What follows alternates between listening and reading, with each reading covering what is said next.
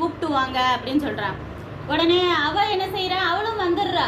அவ ஒருவேளை ராஜா கூப்பிட்டு நம்ம வரலேட்டா கொன்றுவாங்கன்னு நினைச்சு பயந்துட்டு வர்றாளா, இல்ல நம்ம குறுக்கு வழியிலேயே ராணியா மாறிடலாமே அப்படின்னு ஆசைப்பட்டு வர்றாளா, அது என்னன்னு தெரியல. அது தேவனுக்கு தான் தெரியும். அவ என்ன செய்யறா, ராஜா கூப்பிட்டானே அவளும் வந்துட்டு அவரோட தப்பு பண்றான். அப்போ அவ திரும்ப வீட்டுக்கு போனோன்னா கொஞ்ச நாள்லயே அவ கன்சீவ் ஆயிட்டான்னு தெரியுது. அப்ப அது யாரோட குழந்தை தான், தாவீதோட குழந்தை தான். அப்போ இந்த உரியா ஹஸ்பண்ட் உரியா என்ன செய்யறான்னா, யுத்தம் வேற ஒரு இந்த ரப்பாங்கிற இடத்துல நடந்துட்டு இருக்கு இல்லையா, அங்க வந்து இந்த உரியாவும் போயிருக்காரு. யுத்தத்துல இருக்கிறவங்க, அந்த அரண்மனையில வேலை செய்யறவங்க எல்லாரும் படுத்திருக்கிறதுல உரியாவும் சேர்ந்து படுத்திருக்காரு.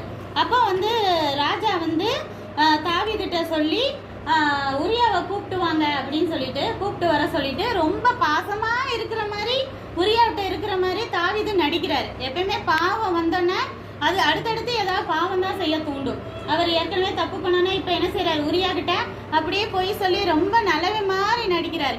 என்ன யுத்தத்துலாம் போனீங்களே, என்ன யுத்தம் முடிஞ்சிருச்சா, அங்க நல்ல விதமா யுத்தம் முடிஞ்சு நாம அதுல ஜெயிச்சிருவோமான்னு விசாரிக்கிறாரு.